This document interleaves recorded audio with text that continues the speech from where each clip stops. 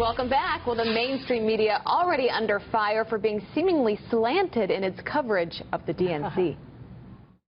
I think the Democrats' first night may turn out to be more successful than the Republicans' last night. I thought it had a lot of charm and happiness. Bernie Sanders received a standing ovation from the crowd at the DNC, actually bringing some of his followers to tears. I mean, this place was packed until Bernie Sanders finished. The first two nights at the Republican convention, I mean, again, it's not that it's much of a comparison. It was low rent. I'm sorry, comparatively, and I think I knew that this would happen. It was kind of fun to cover, and it was an interesting thing happening last week in Cleveland. But I knew day one of the DNC that they would bring it together. Well, Donald Trump calling them out, tweeting this.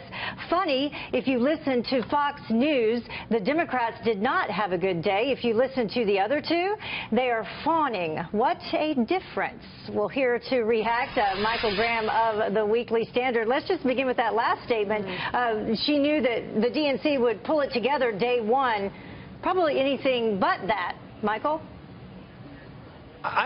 Look, I'm actually here in Philadelphia covering this convention. I ran campaigns before I fell into the evil media world with you, lured in. And this has been the biggest convention fiasco I've ever seen. I was actually in the media tent last night when the Bernie protesters walked off the floor of the convention. Think about that for a second. Walked off the floor. Right? If that happened in Cleveland, that would have been a huge story. And then they took over our media tent. We were hostages in the media tent while they had to sit in, and the police had to stop everyone from entering and leaving. I mean, the idea that Monday night was a success when the nominee of the party was booed repeatedly. She was booed Monday night. She was booed last night. She's going to be booed again tonight. How do you make this convention? I mean, other than like, a massive, disaster, an earthquake or tornado coming through, this is so bad for a convention. To have the media celebrating it like some kind of win is jaw-dropping. Well, all you have to do is go on Twitter and read what people outside on the streets are saying, because beyond just unifying, you talk about the logistics of the DNC and how disorganized it's been for the last couple of days. You've been there on the ground. What's the real story?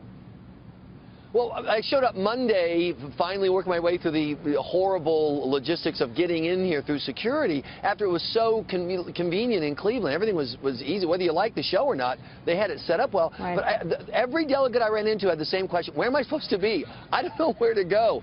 I could have made a fortune the first day just selling coffee to desperate people who needed a cup of coffee at 5 in the morning. They had nothing planned. We're in a tent with the media. Monday night, we got visited by NOAA. There was this huge storm. Our equipment, we had to rush and evacuate our equipment. And if you read the media tweets, they're complaining about how disorganized this is. They're talking about how you see 10, 12, 20 Bernie shirts for every one Hillary shirt, and yet you watch their coverage and it's, wow, they're doing a terrific job. Everyone's together. No, they are still not together. Yeah, and not just fitting the logistics of the convention itself, but also those people supporting Bernie Sanders. They are not automatically switching over to Hillary Clinton, but to listen to some media, you would think they are.